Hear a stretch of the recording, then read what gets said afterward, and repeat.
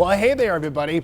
I tell you what, we have the potential to get even warmer than where we're at right now in Colorado Springs. It was a really challenging forecast today because we've got the cloud cover. I knew the clouds would want to keep us cool, but as long as we can pull a little bit more of a west wind across the city, well, then we're going to try to get Colorado Springs into the upper 70s. And this is probably going to be one of those days where our official high just kind of sneaks up to those lower 70s, but we stay just a little cool feeling under the clouds. In Pueblo, we're also waiting for maybe a bit more of that direct west flow. I think it's been there off and on, kind of looking for the flags to whip around, and they're not too bad over the top of the buildings at the Riverwalk. Now, red flag warnings, this was the big concern. And personally, it was more of a concern to me for anybody who lived in the mountains and valleys.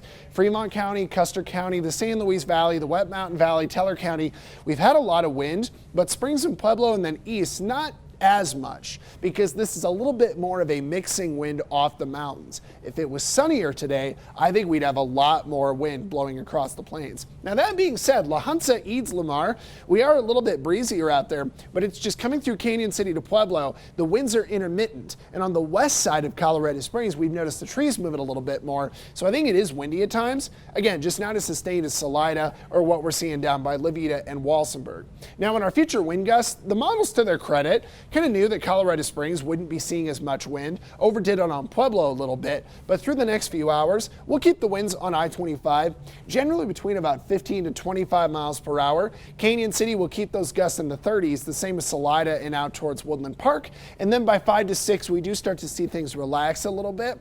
And we're waiting for our cold front. So give me a second and I'll tell you about that. Temperatures right now are 60s in the Springs, 70s in Pueblo. Pretty nice down by Trinidad, and Springfield is in the 70s. Now, as we take a look at the day planner, we've got a big change coming. 70s today to 40 tomorrow. In Pueblo, 70s today to mid 40s. And that is the big changeover. And let me go back a little bit to just touch on some of the 7-day forecasts here.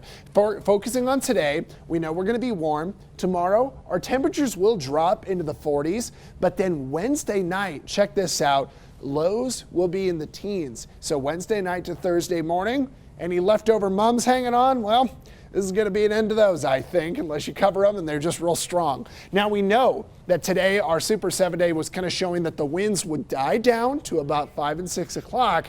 But then the funny thing is when that cold front comes through at about 10 to midnight, they'll probably ramp up a little bit. So in the middle of the night, it might get kind of windy out there, and then it'll be cold for you tomorrow morning. We'll stay cold the whole day Wednesday, and we're still on the hunt for rain and snow.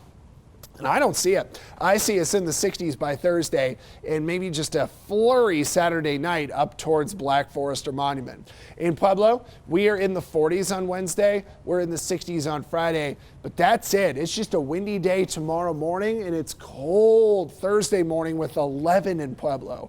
Canyon City, we've got 24 Thursday morning, cooler on Wednesday with 60s going into Friday. And then finally, Woodland Park, we're in the 30s Wednesday. We are very cold during the day, and we are dry in the extended. Renee? Oh.